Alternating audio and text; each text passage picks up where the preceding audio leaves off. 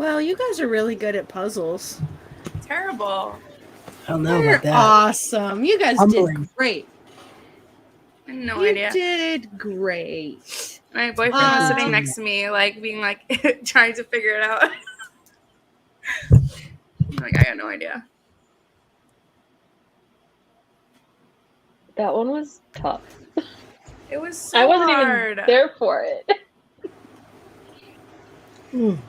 I mean, I was honestly, entertained listening to all the different suggestions and words that could possibly be. Let's talk about. Oh, I can't even pull up the chat. I was going to say let's look at some of them, but it was just like twin heads and just random stuff, and I was just like. My favorite is everyone kept coming up with things that included the letter R. the whole time. I think we would have been dead if she had chosen an R as an option. We were like, R. R.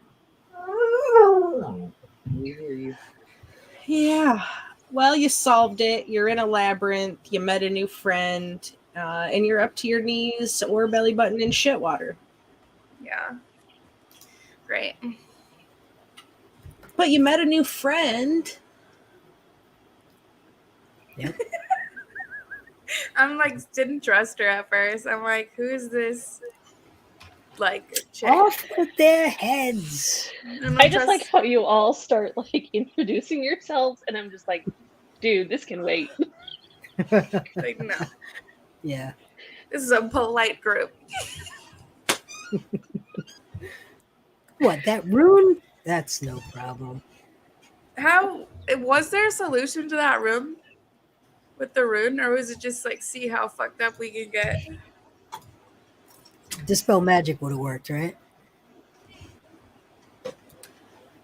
I'm going to send it to you in the back chat, and you're going to read it, and you're going to die and say, fuck you, Hooli.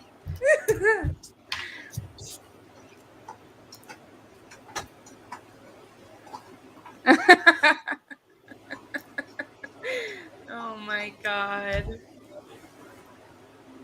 The fuck. Dude, I got so fucked up. I literally took like 50 something damage this time. Yeah, there's things you can take damage from other than combat. I just have this like list of puzzles written for this campaign, and this that is one of my puzzles. It's literally called the Countdown, and players activate a switch, and the room will begin to do something ominous as the symbols on the door appear to glow 1 per second. I changed it up a little bit, changed the colors because you're in a different room. I change it for everything because I use this same set of puzzles for different things. It's like in my DM tool set. So I just changed it up and giggled and made you roll initiative as you're like trying to figure out what this does. And I'm just like, it's going to open. And then Ollie's like, thanks, Alice, for opening the door. And Alice didn't open the door. Yeah, I was like, did I You're do welcome. something special? I noticed you started with green and then went to orange, which was ominous. And then Exactly. you went back to it. Yeah. Those are not good colors in this campaign. Yeah, those are scary. Yeah, you left yourselves in green and orange shenaniganry. I know. I'm not looking forward to that again. Foreshadowing. Well, I am, but Philly's not looking forward to that again. I'm looking forward to it, It was but horrible. Scary. Alice also has no idea what those colors are or their Not good. significance. Yeah, no.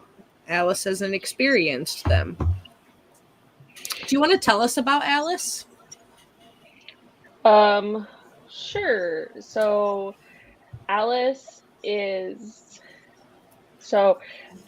very, just looking at her, she looks unassuming and frail. You'll find out that that's definitely not the case.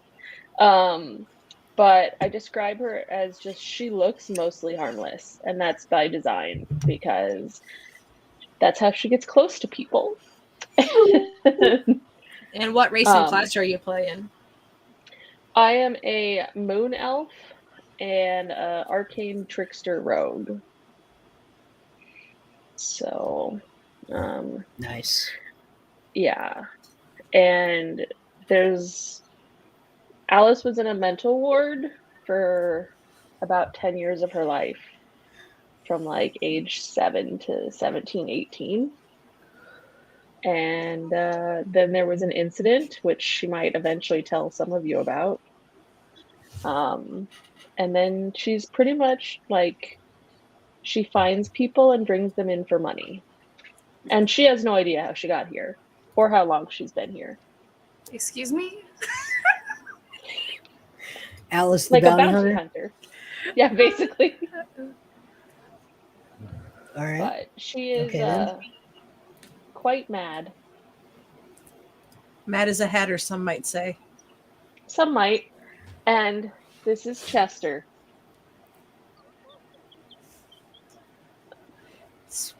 And he smells delicious too, doesn't he? He does smell delicious. But yeah, no. I haven't decided if Chester is actually real or not. I guess we'll find out. Yeah, there's like a couple ways you could like go that like we don't see it, like Wilfred or whatever, or like you do like, you know, Wilfred, the show or whatever, where the dog, he sees a human in a fucking costume and everyone else just sees a dog. But yeah, I'm excited to be back. I missed playing Bob. But I also did not miss being completely monotone and egotistical. Bob was great though. I miss Bob. Bob is fun. I miss Bob.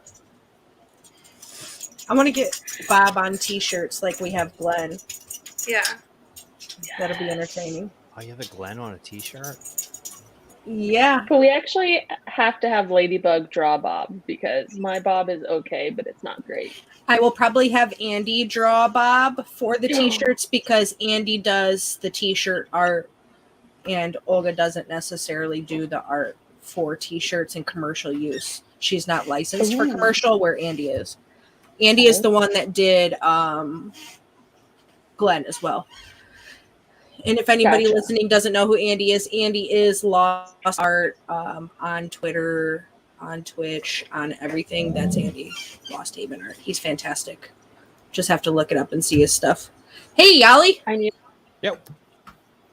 a Bob I think shirt. just the Vortex Hotel shirt would be good. Yeah, the Vortex logo. Oh, like a staff shirt. That would be amazing. Yeah. We can Very work on dark that this hotel. week. Get some new t-shirts up on the website that are campaign specific. Yeah. A Vortex can I- Hotel shirt would be great. Can I buy these t-shirts? Yeah, we have our website, which let me get you the link to it. I put stuff on there specifically for you. That looks Rob. like a good T-shirt. Yeah, that'd be great. That'd like be on a the solid pocket, t-shirt. on the pocket, and on the back, just write staff, Security. security. Yeah, whatever. Yeah. Staff, security. I'm imagining like it on the breast, but then under it, Yeah. it just says like Bob. Because Bob's the Or only staff. employee. They all say Bob. They all say Bob. He's the Oh my only. God. They staff just member. say it says staff, and then in parentheses behind staff says Bob. Bob. Yeah. Look, I got to get one of these shirts just so I can wear it in front of Giles. At Why? the very least. Well, I sent you guys the link in our back chat. I'm going to drop it in the comments.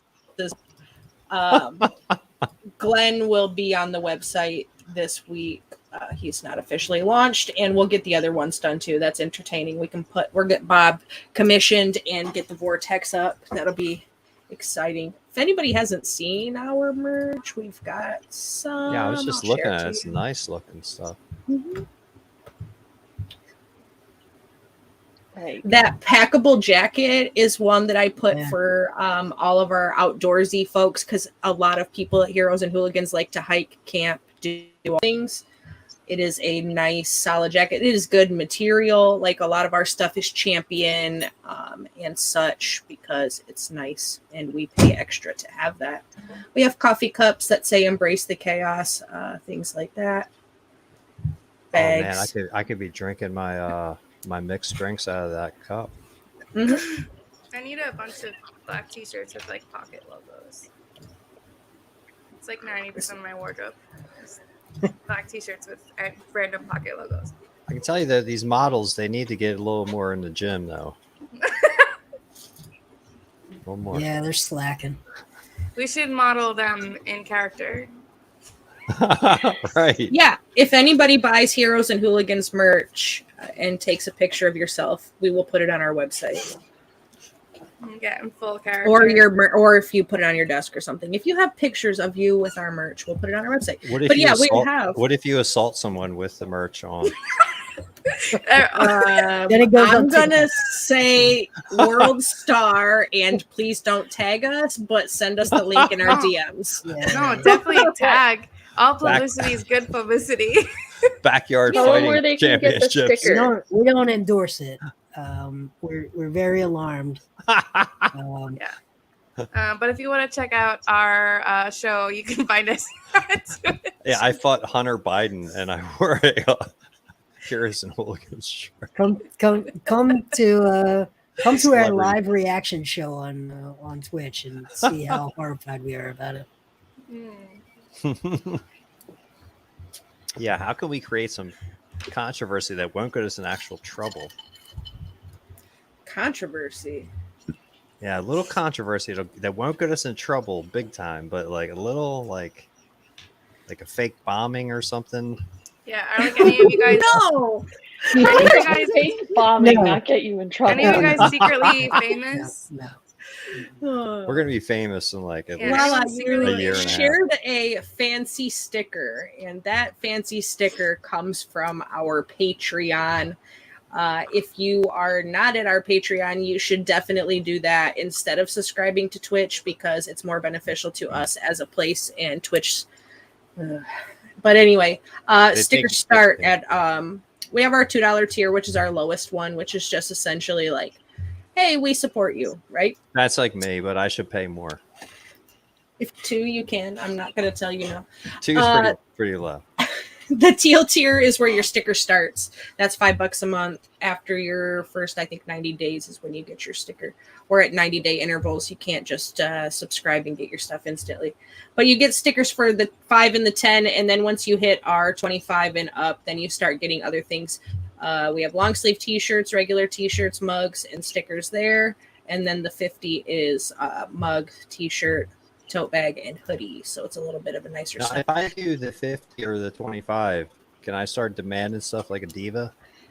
Well, so actually, let's talk about benefits since you're asking questions. At the 25, you get your Discord benefits, which is our Discord Patreon channels. Patreon only post and messages, so you get the stuff that we post there, behind the scenes, things like that. You get work in progress updates, which is digital content, pictures of maps, art, things like that. You get to be entered in quarterly giveaways for art, digital art from Ladybug. You get to be entered in the pool for our monthly patron-only one-shot game, which one of our 12 DMs on the will do. You get access to downloading our original maps that we make. Me, Lala, Ladybug, we all make maps. You get to download those at that tier. And you get digital content that is things that we write aside. So like any of the puzzles that I have, like we have things like that getting put into modules and made fancy. So that way you can have nice little D&D supplements that are created from Heroes and Hooligans. And you also get to create chaos with the DM, which means you get to help write sessions with me for my games, except for not you for games you play in. You can't just write you out. And then all the Minotaurs bow down to me. Mm-hmm. Yeah, you can't do that. But me and Ollie pay $50 for the wildest, most fucked up shit to happen. And then we go back to $2 a month. yeah, $50. At the $50, you get past that a backstage pass, which means you can come hang out backstage during one of our shows, see all of the things that go on behind the scenes, the chats, all of that, any of that entertainingness. And then you'll also get a chance to DM with me on our channel as well. Aside from just helping write things, you get to also DM. So that's what you get at $25 and $50, along with everything else. What is the raid? Like, I've been on here and you're like, all right, we're getting out of here. We're going to go do a raid on this channel, man. And I'm like, what? That sounds fucking awesome. What is that? You get sent automatically to like the next show. It's basically where we support our friends that we have in the community. So we take our viewers when we're done with our show and we move over to another channel that we support. Like, so whenever we run a raid from Twitch, all of the viewers that are there have the option to earn bonus channel points by participating in the raid. So you get like, I think 250 or 350 bonus channel points for our channel if you participate in going to the raid to the next stream that comes after. You don't have to stay or hang out or anything after that. It's nice if you do, but you don't, like, you're not required to sit there or anything. It just pops us over to the next stream. No, takes cool. Our viewers over to our friends and whatever. It's a lot of people in the TTRPG community. Currently, we generally raid into our Rolling Together stream team channels.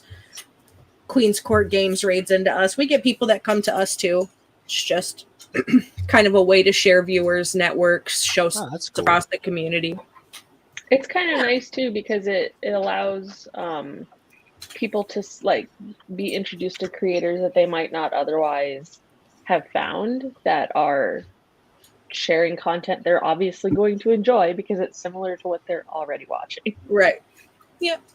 I've found some pretty good channels by just hanging out in my friends' streams and raiding out into other places. It's how I've kind of networked us some through the community as well, getting involved in my friends' channels and seeing where they raid out to, because not every channel that I play on is in our Rolling Together stream team. So just a good way to network, make friends, support, stuff like that, you know? I will say none of them commit to the bit like Katie did tonight with the I just have too much time on my hands. With the wig, with the horns, and with the real-time damage. Yeah, the real-time damage was great. Yeah. I was like, I am fucked up, dude. I had 12 hit points left. I was like, I'm fucked up. That's a lightning strike to the face. And fire. Well, so where did Katie, you get those horns? Just honestly, I think I have like 3 pairs of horns. I'm very into Halloween. It was just a matter of picking which horn was appropriate. Yeah, I just picked I have like most of them like go straight up, like double horns, but these are like. No, they're the perfect. They're the, like perfect for the. But I'm so upset you can't see them. And honestly, like my jumpsuit was honestly part of it too. Like I've never actually worn this jumpsuit, but I was like, I feel like Philly would wear a jumpsuit. Yeah. Is that like Philly when you're working on your car and stuff? You're like, you put the jumpsuit on, you get out there, get the wrenches out. Nice 70s jumpsuit.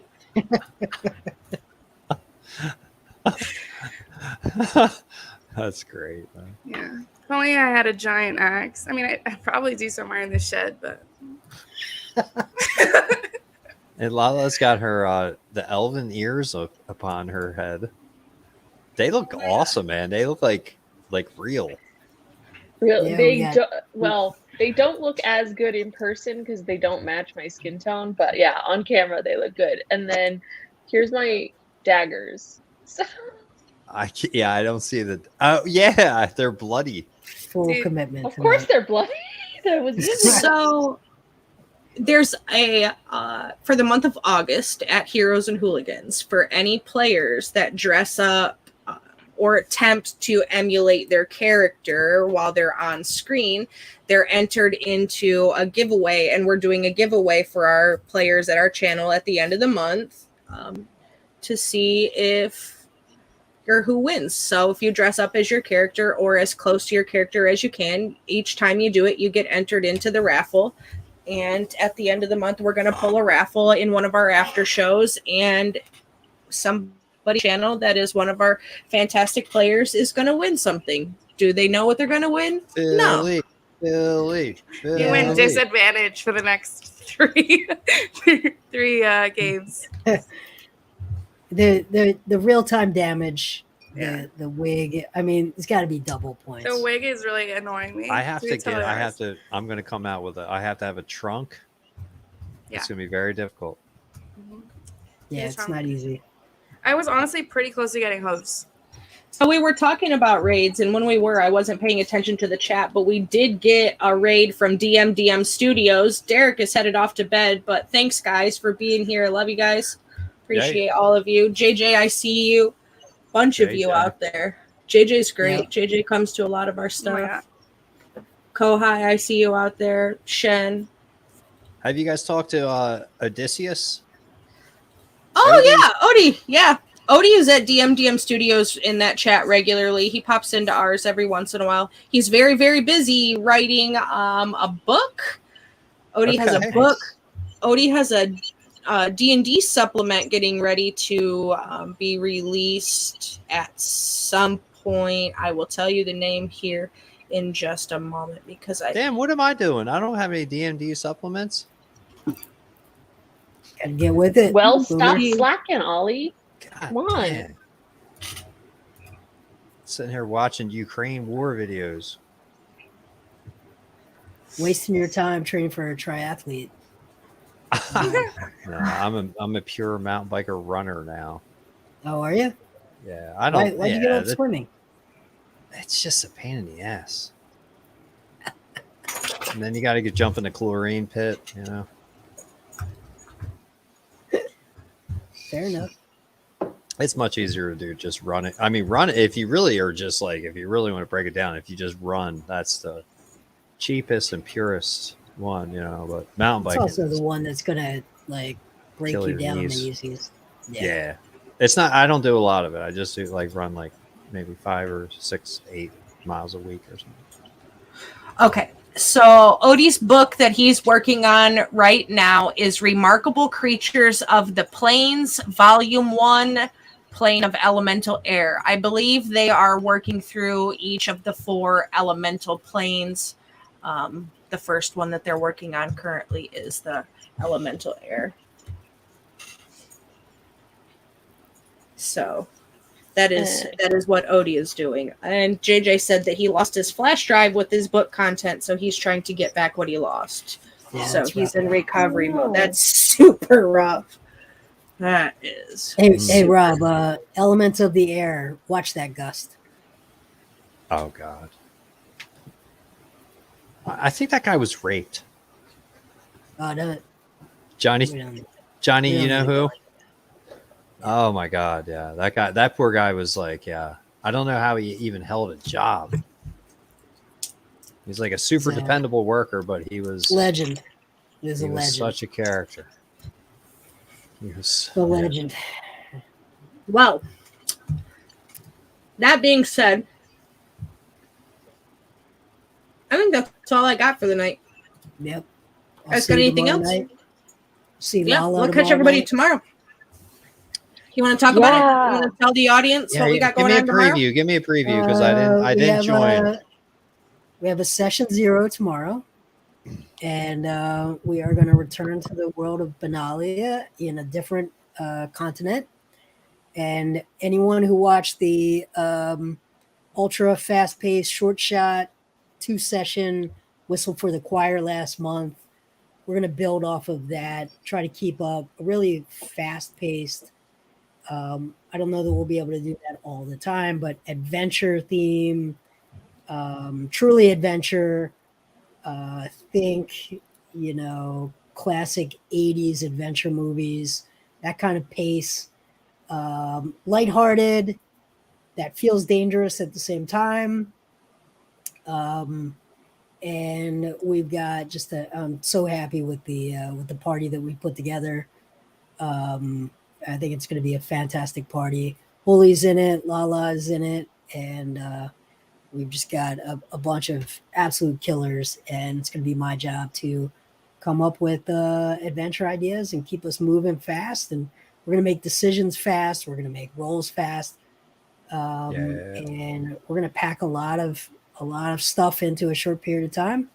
But it's going to be a long campaign, so it's going to build over time. We expect it to go a year, 2 years. We're going to try to make it as fun and fast as possible. So I'm super excited about it. I'm hella excited. Benalia is my favorite world I've played in. Tick is one of my favorite characters from Sunday Night. It's also our pilot show on our channel is Paint and Pendulum. So I'm excited to have Paint and Pendulum back and just to be sitting back at the table. But I also really love the world and a lot of the other lore. So I'm excited to explore stuff that we never experienced when we were traveling all through Benalia before, because we never hit Kamachtiklan. So it'll be exciting to be there and to know what that place is about and how it kind of ties into the macro of the story. Oh, there's so much depth. Yeah, it'll be interesting to try to hit that pace and still layer in some depth to those. You know, I love the interwoven storylines and the many loose threads that start to come together at different times and creating, like Holy did such a great job tonight, creating paranoia within the party. A lot of the story content comes out of, you know, you create paranoia within the party, they speculate, and better content ideas for the adventure to move forward come out of that speculation. I write week to week. A lot of it is not really pre-planned. So speculation and the party just saying, what if, oh my gosh, what, oh no, what if it's this? Sometimes the best ideas come out of that. So the party will really write the story. I'll be there to MC and keep us moving. And I'm excited. I'm ready to get back into the game. Yeah, I tell you, man, like I'm not I don't watch a lot of other people's like D&D sessions and stuff, but this is one that I think I might have to check it out. You know what my one question was, Rob? Huh. My one question was, where is the Kamachtiklan Chronicles timeline in comparison to the million zombie army parading through the main continent of Benalia? And yeah, I don't know. There was like, well, the whole thing was like with that campaign was like there's the Justinian times where like it was like some kind of like utopia. Oh, they never even got there. Never even got to that. Nope. Yeah. But there was some kind of like, wasn't there some kind of like previous near utopia? Yep. And it all got jacked up somehow or another. We didn't get to any of that, but I wanted to know where this campaign sits in timeline comparison to the last one. And Jason said that the news hadn't reached yet, so I'm curious to see how the events of the zombie army unleashed across the land are going to affect Kamachtiklan. Dude, do you guys remember Pigeon News Network? No. News Oh, Network, well, yeah, Pigeon yes. News Network was good. I mean, that was just like such a cool idea. It was like it was like a narration. Lotions and foams. It was like a narration that was Jay would do as the Pigeon News Network, which was like these pigeons that would fly all over the campaign and like report on stuff. But then he would have like a Pigeon News Network update. Breaking news. That's hilarious. Yeah. Yeah, I had an old-timey newsman voice. And Gumshoe. Yeah. Oh, God. He was bringing you the news. Here it is, folks.